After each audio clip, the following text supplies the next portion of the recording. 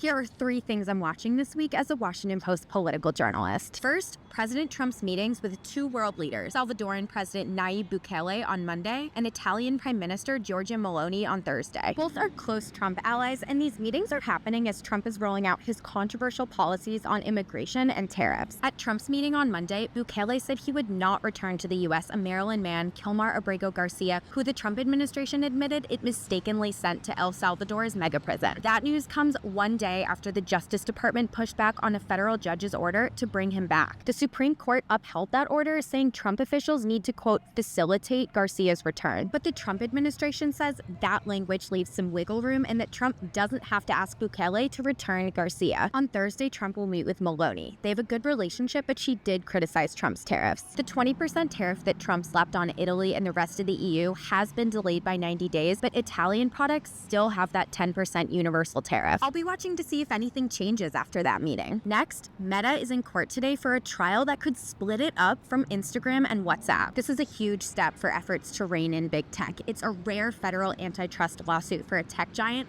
and it actually originated during Trump's first term. Now it's going to trial under Trump's second term, a time when Trump's relationship with Meta CEO Mark Zuckerberg is much cozier. The FTC says Meta bought Instagram and WhatsApp rather than competing with them. Zuckerberg denies that. But how far will this trial get? I'll be watching to see if a deal is cut last minute. Meta, including Zuckerberg himself, has been trying to convince Trump to drop or settle the case. And this is happening as Trump is trying to take over the FTC. He fired all the Democrats and is working to take away its status as an independent agency so that he can decide which cases it takes on. Finally, criminal charges for the man who allegedly set fire to Pennsylvania Governor Josh Shapiro's residence. Pennsylvania State Police have now charged 38-year-old Cody Balmer from Harrisburg with attempted murder, terrorism, and other offenses. Balmer turned himself in Sunday night after allegedly entering the governor's residence while Shapiro and his family were inside and setting it on fire. The fire broke out hours after Shapiro, who is Jewish, posted a photo of his family's Passover Seder. Officials and lawmakers have condemned the attack, including Vice President J.D. Vance, who called it really disgusting violence. And Trump called it a whack job. I'll be watching for more updates about how this happened and what motivated the attack.